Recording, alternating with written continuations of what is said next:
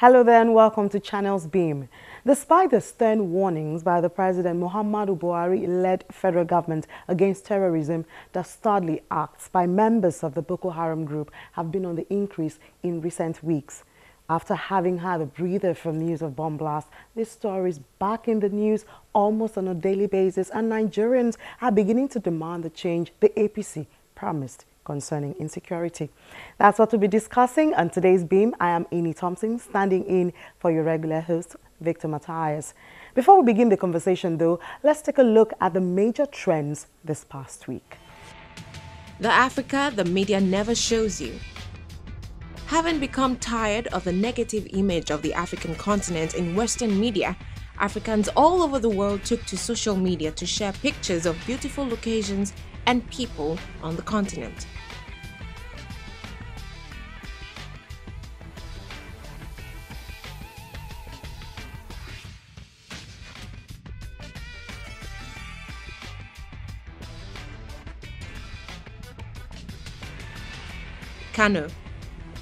Kano State was also a major trending topic over the past week as a female suicide bomber set off a bomb at a mosque.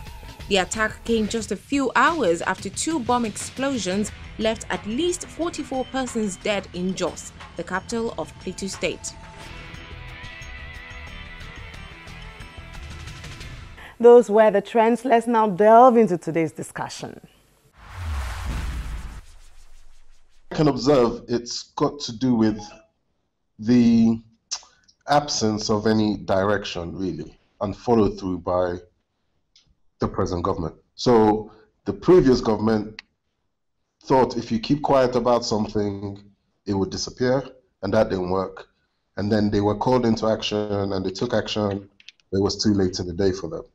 The present government are following the same line of action as the previous government did when they ignored it. So the present government are just ignoring the problem. There is no, they make, on his inauguration speech, but nothing else followed on from that.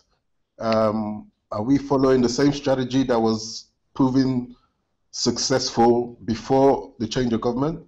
Or is there a new policy? And if there's a new policy, what is it?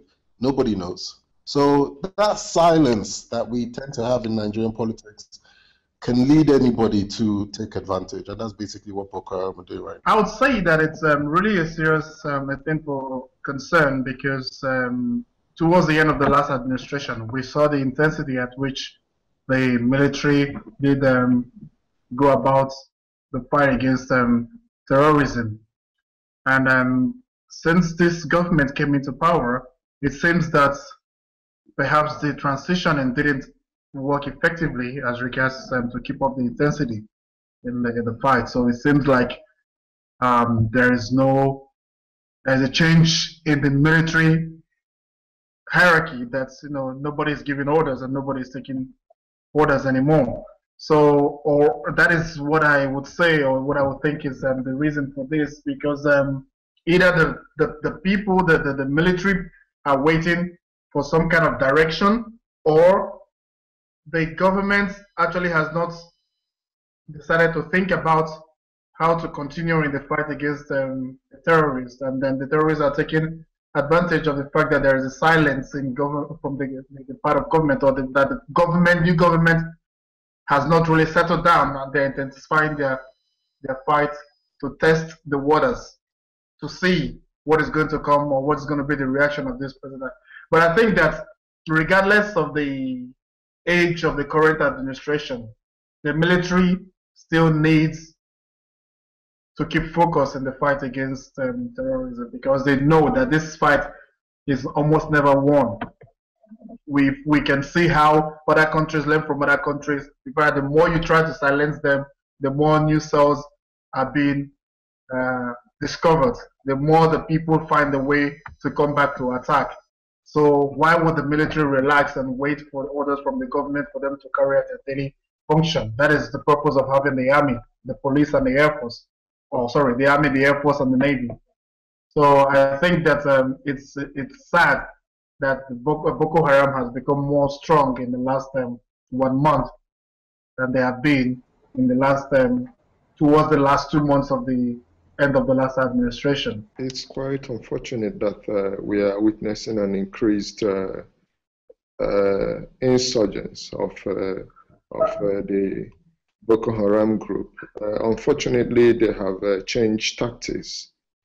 Previously, before the new government came into power, it was more of a conventional warfare that the military was fighting on or engaging the Boko Haram groups on.